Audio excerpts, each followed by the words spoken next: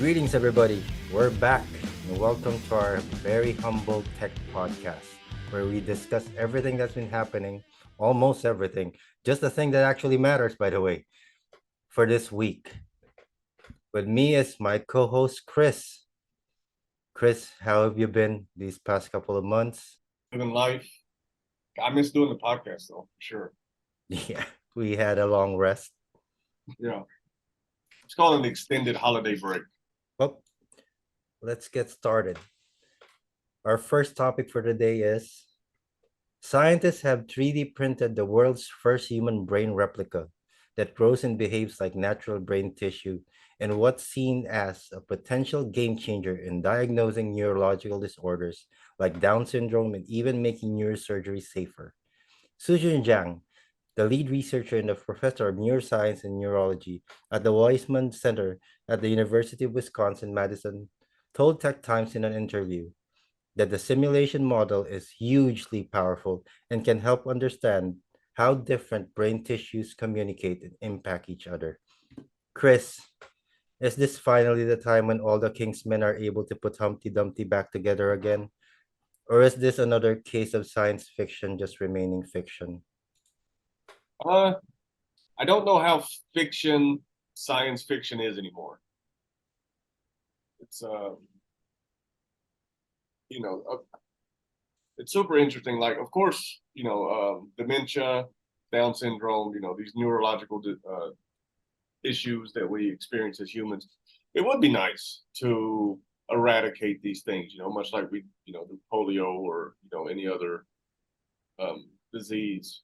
But my fear is, much like social media, right? Like social media came in, it's like, yeah, I can talk to my friends all the time. And now social media is like, my brain is rotting. You know what I mean? So like, it's great in the beginning. Oh, fantastic. We're going to cure stuff.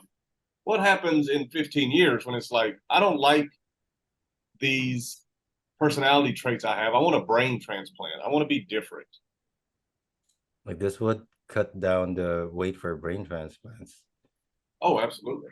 But I mean, when does it become, you know, and it's the same reoccurring issue, I think, as I'm feeling pessimistic today. So like, looking at the worst possible outcome, uh, they're not going to be able to regulate such a thing.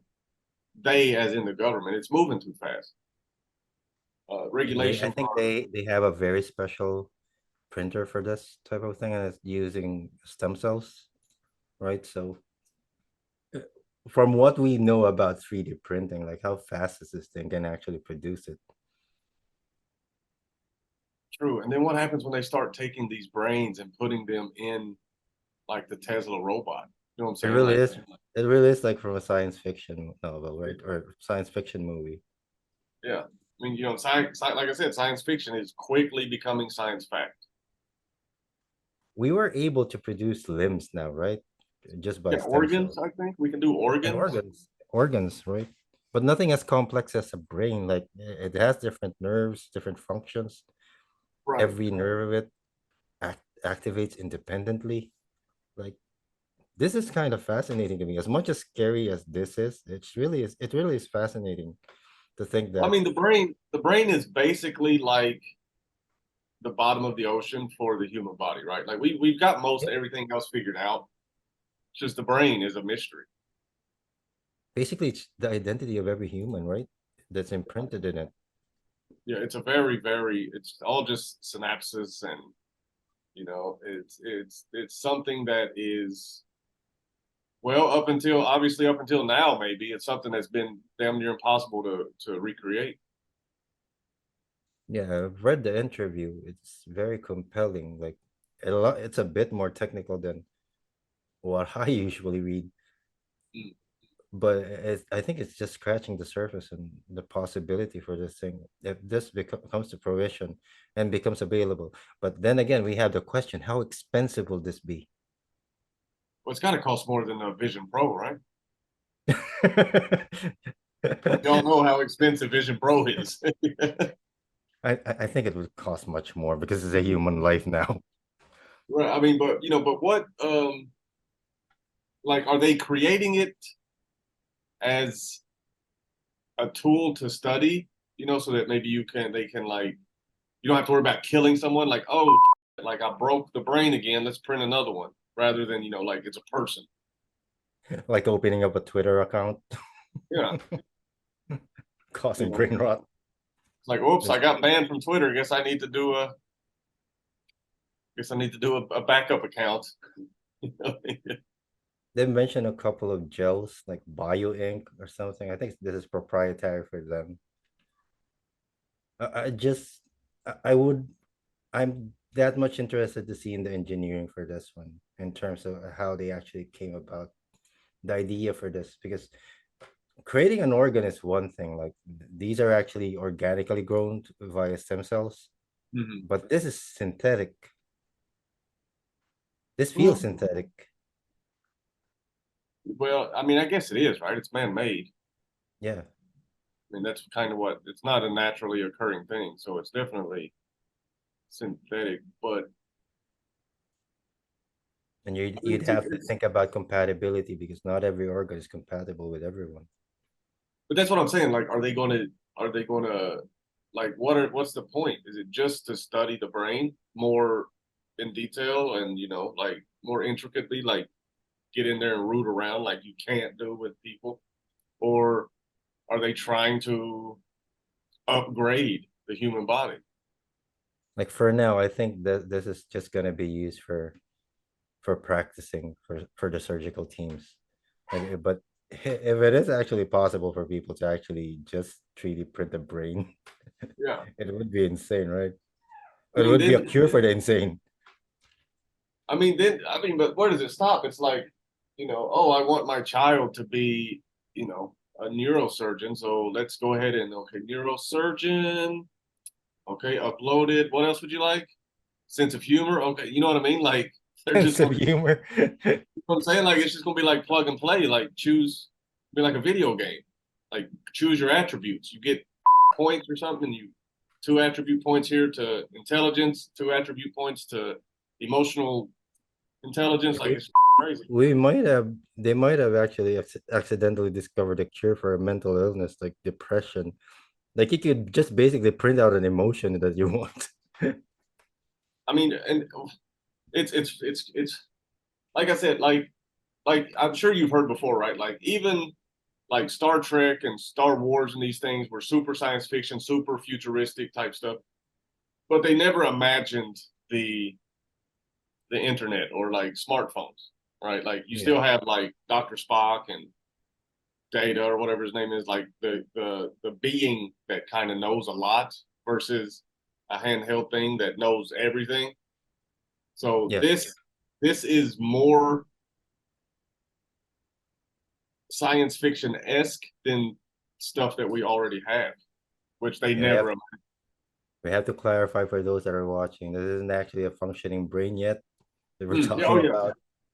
This is just for surgical, but the possibility that this can be done in the brain can be mapped out for someone to actually study a functioning one without it being organic is actually pretty sweet it if you is, think and about it. it's a it's a start. Because I figured if And you're a neurosurgeon that wants to continue in your field and you want to improve, like a brain is something that's not readily available for you to tinker with, right? exactly, It yeah, has a I mean, lifespan. It has a shelf life it for does. those consumer type people that need consumer terms. It has a shelf life. It absolutely does. And I mean, what's the closest they get right now is what practical surgery, like where you learn things and maybe cadavers. Um, but Yeah, I mean, it's fun to think, man. Like you start with a brain, like right, and you figure out the problem with dementia, right? Like what causes it? Why are we? yeah, What? Why does our brain stop working? yeah. But Which it is needs to work. another yeah, which is another advantage for this one since it's not doesn't actually it's not gonna spoil that easily.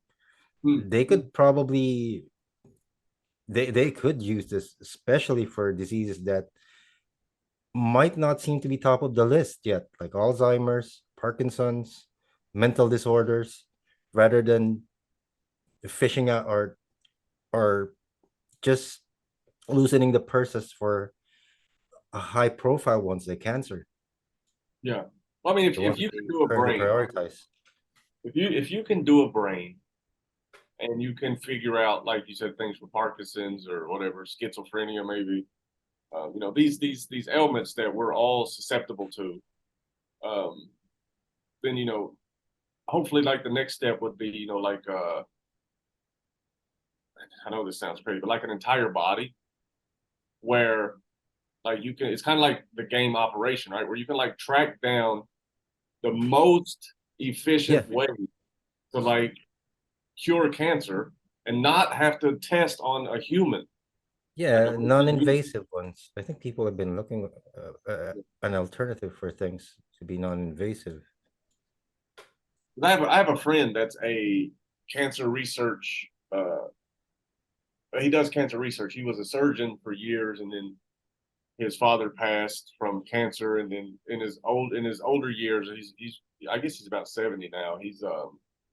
He shifted a couple about 10 or 15, 20 years ago to cancer research. And the way he describes cancer is kind of like the cure is like a puzzle, right? Like there's definitely a cure. It's just we don't yet have all the pieces to put the puzzle together. We have some of the pieces and we know what to do with those pieces, but there's still pieces missing. And I think that cancer is pretty much different for everyone, right? Well, that's true. Yeah, it's like a, I don't know, it's It's kind of like it's those a fungal things. customized disease just for you. Yeah, but I mean, they That's have why like it's hard to treat. they have the nanobots for like the drug the DDS the drug delivery systems and Yeah, the targeted of course chemo where it's just like it's basically nuking your body to get rid of the cancer. But and yeah, this this is could actually provide ways for actually to avoid any chemo or oh absolutely. find much more non-invasive ways to actually cure people with diseases. It's actually pretty good. And I figured, like you said, it could probably be utilized for the rest of the body because the rest of the body is just an extension of the brain with all the nerves and vessels running through it. I mean the brain's incredibly powerful, man. Like I mean take the placebo effect. Yeah, You it works.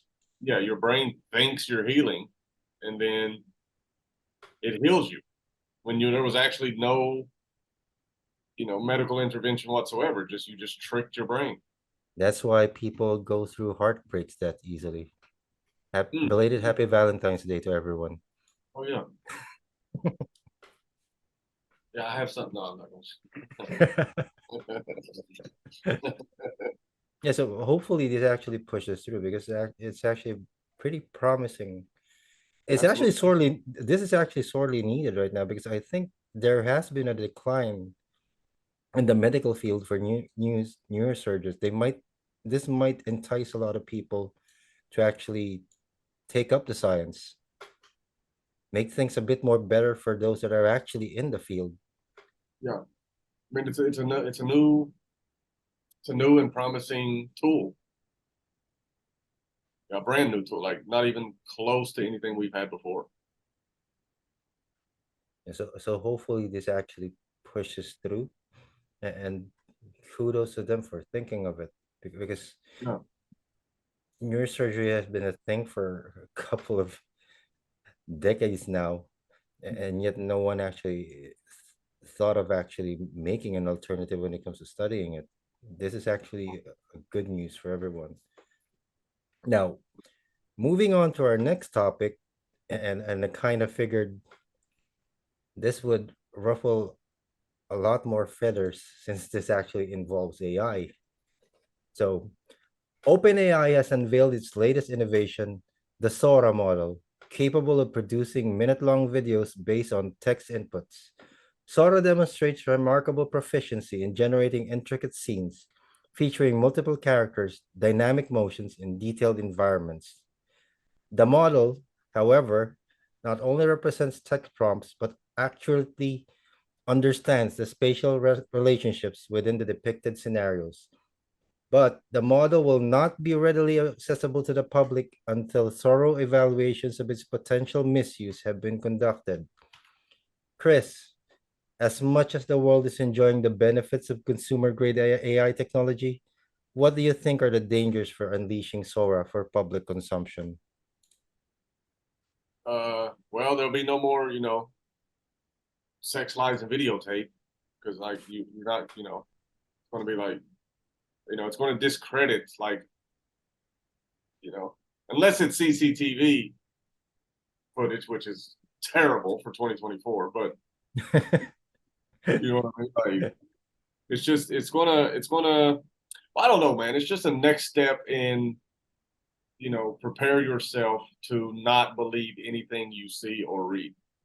Like, Aren't not we even already in that phase right now? we are. Like, you can't believe really. I mean, well, you can. You shouldn't believe right off the bat, whatever you read on the internet, right? Like, do your research. Don't be just, don't be just a drip pan for information that just leaks out of the internet. Just think that, whatever you see is real. But I've seen a couple of these videos. Um, right now, at best, it looks like state of the art animation. It's still I gonna think be glitchy. It's a bit glitchy. I haven't it's seen one. it's a bit strange. I've seen one where like a cat. For some reason, people like to do cats on here. I don't know what the deal is with cats. The internet started with cats. Yeah, don't with cats. That's a great. It's a really good documentary. Like Um, everyone says sells, right?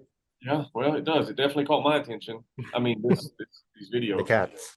yeah, the cats. But not like one is like walking through like a garden or something, and then below the post, it actually explained. It showed what the prompt was.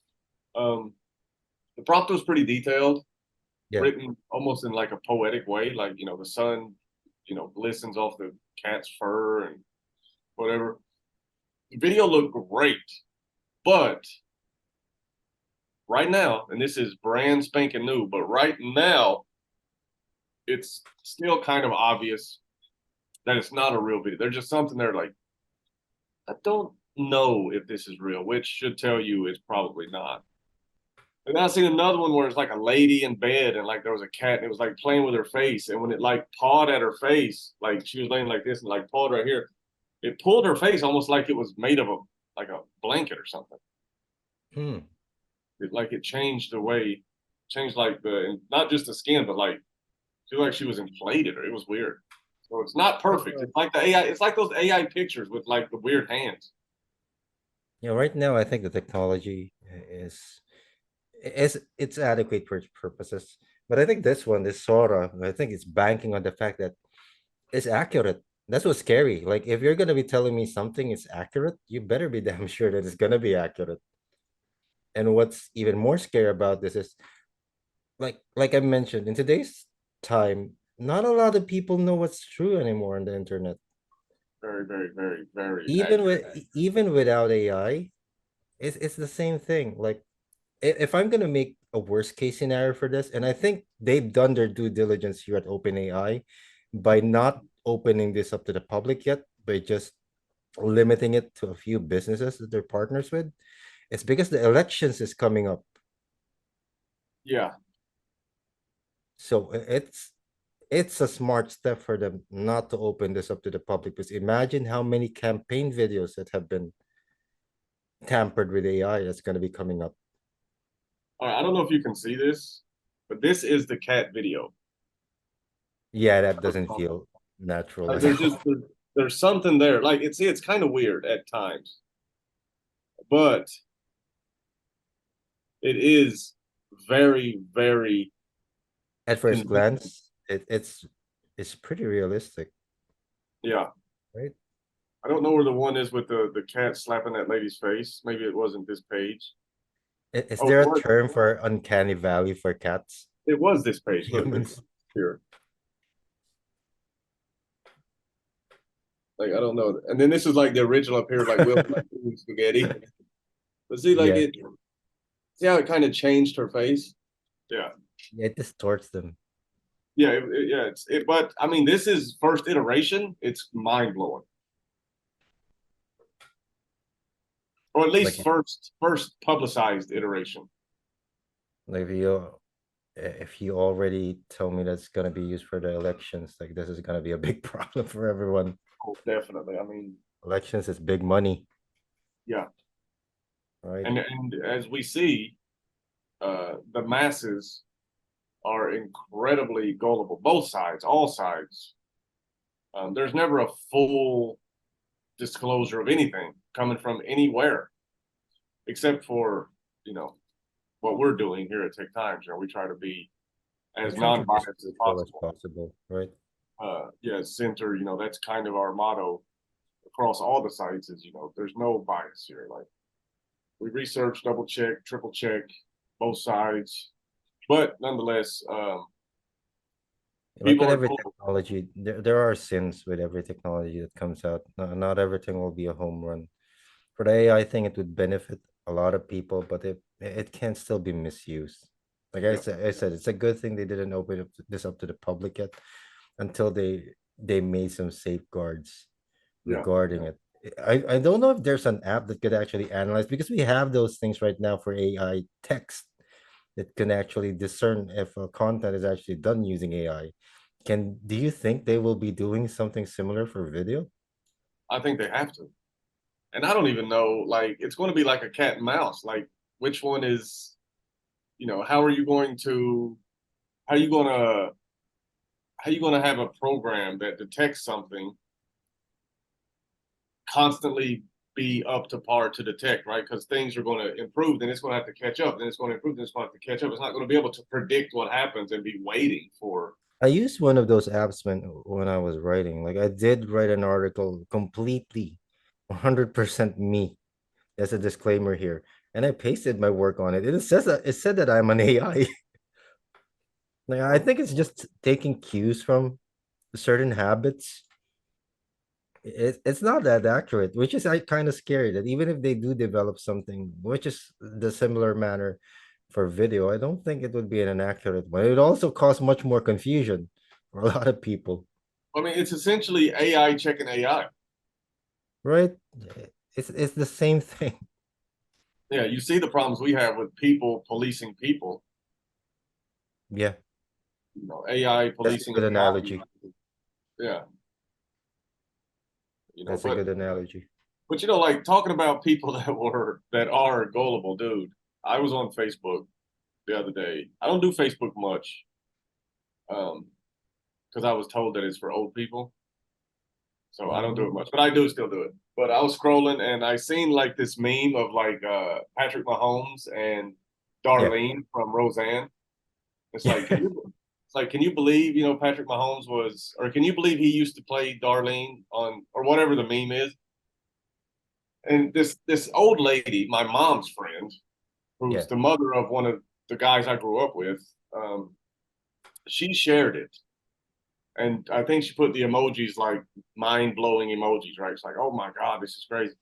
And then I went to the comments, and there was some old dude that was like, "Is this true? If it is, that's crazy." And then she comments like, "I don't know, I just seen it and shared it," and I'm thinking, bro, I think that's the other side of the coin. Like, if this was just isolated to a few people, like no harm, no foul.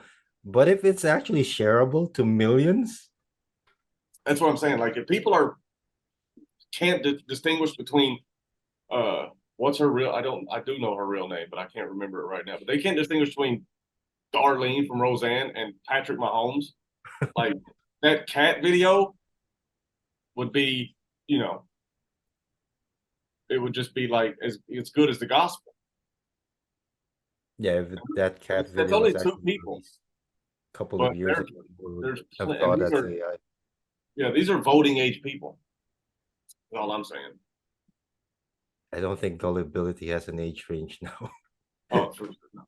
But I mean, come on. You don't know the difference between Darlene and Patrick Mahomes. Jesus Christ. But Yeah, yeah, I hope they get this at least a bit more manageable before they release it to the public. It would be more work for us when it comes to journalism to check whether our source is actually true or not, just because of this. Because more often than not, we tend to also use videos as sources for content. Well, I mean, and okay, let's look at the bright side for a moment. And like you said, we use videos for content. What's stopping me and you or me or you or whoever from just prompting out an incredible movie? I think resources and production value for one. No, I mean, no, I mean, so what are no like that cat video's not bad. That's Now not you take that same quality, and now you incorporate this in. I mean, look at South Park, man, the worst animation possible. Like that. I think that was purposefully, intentional.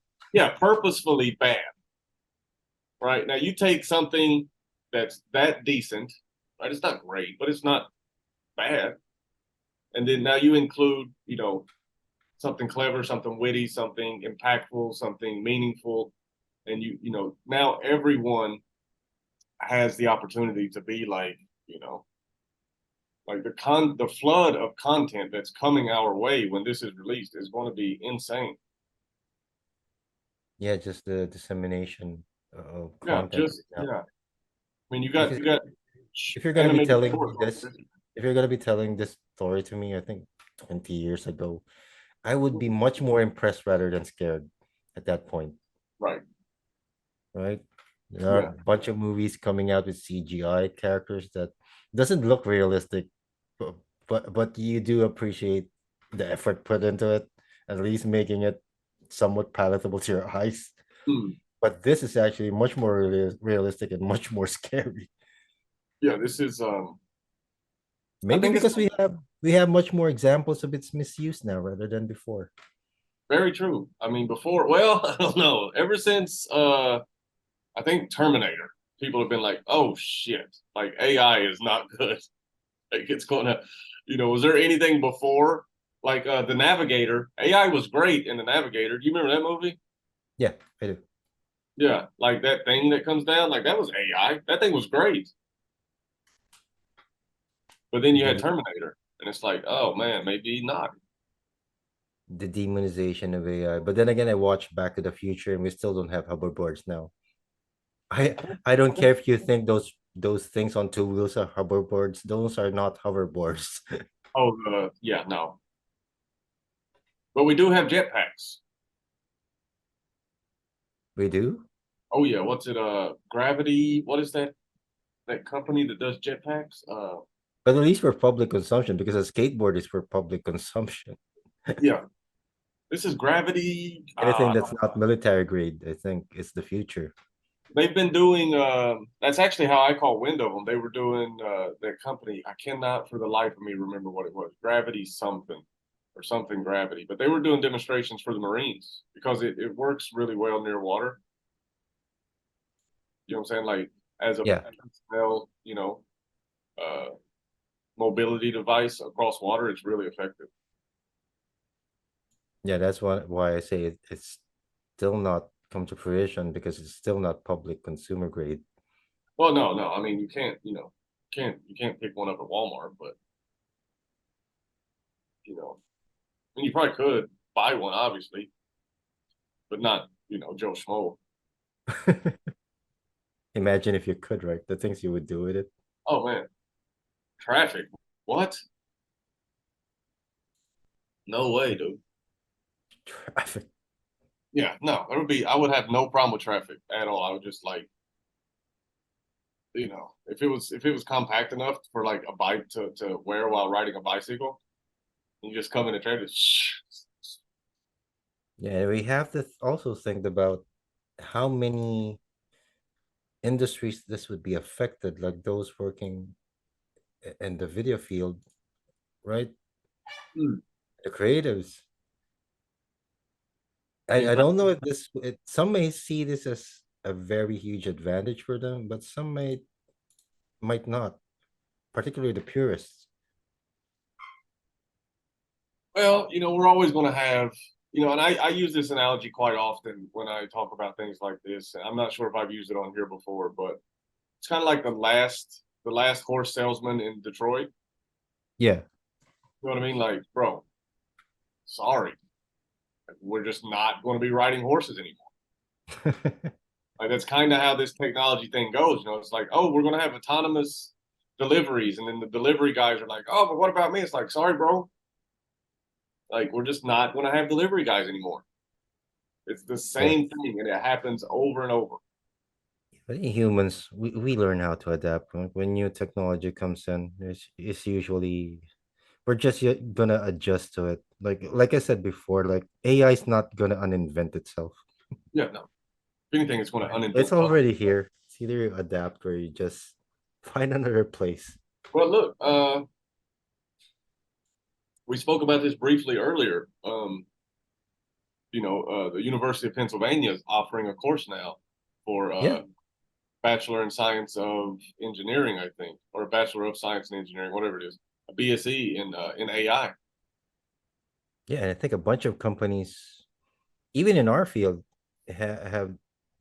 utilized AI experts Uh, and creating in their content. in Japan, I think it's Sony. It might be Sony and Toyota, maybe. It's two big Japanese brands are actually allowing their employees to kind of freelance between both companies for to learn about technology and AI and all that stuff. And it's kind of like a almost like an information sharing project type thing, which is also like unheard of. You know, like yeah, sure, you can go work over there for 2 days at a whole different company, and whatever you learn, bring it over here, and vice versa. Which is, I mean, I imagine it's revolutionary once it gets rooted in. People start, people work out the kinks and realize the potential. It's going to be a game changer, I would imagine. Yeah, and I don't think OpenAI actually made public which companies they actually partnered with to test this out. Rightfully so. Well, Sora, man, Sora's nice, dude, and I played with Chat GPT for like the first 3 or 4 days, and now I kind of Yeah. don't really, I don't have a use for it really. Like, I don't use it for work. Um, You just talk to it when you're lonely. yeah, you know, they'd be lying though. They'd be lying to you. Sometimes they give out good advice. They'd be lying though. I mean, if you're picking up human traits, how could you not pick up, you know, misdirection or those traits that we have perfected so well? You're so lonely when you know that you have a relationship with your chatbot, right? Yeah, and you still can't trust it. You're lonely with serious trust issues. Treating it also like a human. Yeah, Anyway, one good thing that isn't actually ruled by AI is this podcast. So rest assured, we're all humans here. yeah, So thank you very much for joining us again. We've missed everyone. So yeah. hopefully you This can was join us next week for another tech podcast. Once again, my name is Christian, and with me is my co-host Chris. And we'll see you again in the next. next Take time. care, everyone.